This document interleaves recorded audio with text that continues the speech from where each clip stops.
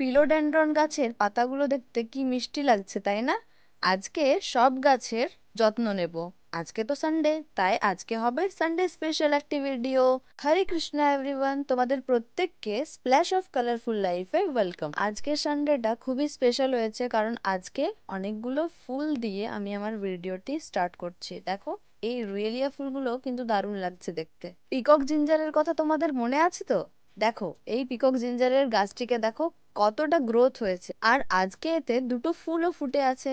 কিন্তু আরেকটি পিকক জিঞ্জারের গাছের একদমই গ্রোথ হয়নি, কারণ সেটি গাছের তলায় লাগিয়ে দিয়েছিলাম। তাই ভাবছি ওই পিকক জিঞ্জারটিকে সরিয়ে অন্য কোথাও লাগাতে হবে, না হলে তার কিছুই হবে না। মনে হয় শেষমেশ সেটা মরেই যাবে, তাই তাকে তো বাঁচাতে হবে। আর এই হচ্ছে সেই পিকক জিঞ্জারের গাছটি, দেখো এর কি অবস্থা। জানি না এই গাছটির আমি কি করব। আমার মনে হয় এই গাছটিকে সেই জায়গায় লাগাতে হবে যেখানে প্রপার রোদ পাবে। এই কাজটা আমাকে খুব তাড়াতাড়ি করতে হবে, না হলে কিন্তু মুশকিল। আর এই পিকক জিঞ্জারের গাছটি তো খুবই কিউট লাগছে, তোমাদের কেমন লাগছে বলো? পিকক জিঞ্জার তো হয়ে গেল, এবার দেখো থানকুনি পাতা। থানকুনি পাতার অবস্থা দেখো, মানে জায়গা নেই বেরোনোর। একে টবে লাগিয়ে ভুল করে ফেলেছি, উজ্জ্বলের কাছ থেকে নিয়ে এসেছিলাম, পুরো ভরে গেছে।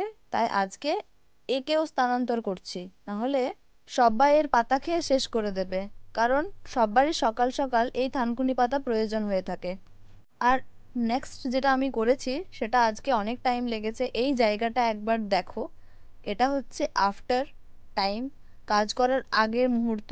পুরো লেগে পড়েছি আজকে গ্লাভস পরে। আর এটা হচ্ছে আমাদের মেহেন্দি গাছ, আর মেহেন্দি গাছের ওপরে এই যে লতাটা দেখতে পাচ্ছ, এটা হচ্ছে কলমি শাকের লতা। পুরো উঠে গেছে কলমি শাক গাছের ওপরে। তাই আজকে কলমি শাক কেটে তার ভাজিও বানানো হয়েছে। হাততালি যেমন এক হাত দিয়ে হয় না, তেমন পরিষ্কারও একজন দিয়ে হয় না। কারণ একজন পরিষ্কার করবে আর বাদবাকি বাড়ির লোক সবাই নোংরা করবে, এটা তো হয় না। দেখো এর পরের অবস্থা দেখো, প্রায় 4-5 ঘন্টা এর পেছনে লেগে থাকার পর এই জায়গাটা এতটা নিট অ্যান্ড ক্লিন তোমরা দেখতে পাচ্ছ। আজকের ভিডিওটি যদি দিদা দেখে তাহলে দিদা অনেক খুশি হয়ে যাবে, কারণ আমি আর দিদা মিলে এই কাজগুলো করতাম। যদিও আজকে আমি একা আছি, তাই একাই করেছি। দিদাকে মিস করছিলাম, কারণ দিদার সঙ্গে এই সব কাজ করতে খুবই মজা লাগে। তোমাদের এইসব কাজ করতে কেমন লাগে আমায় কমেন্টে জানিও। আজকে তাহলে আসি, দেখা হবে পরের একটি ভিডিওতে। হরে কৃষ্ণা।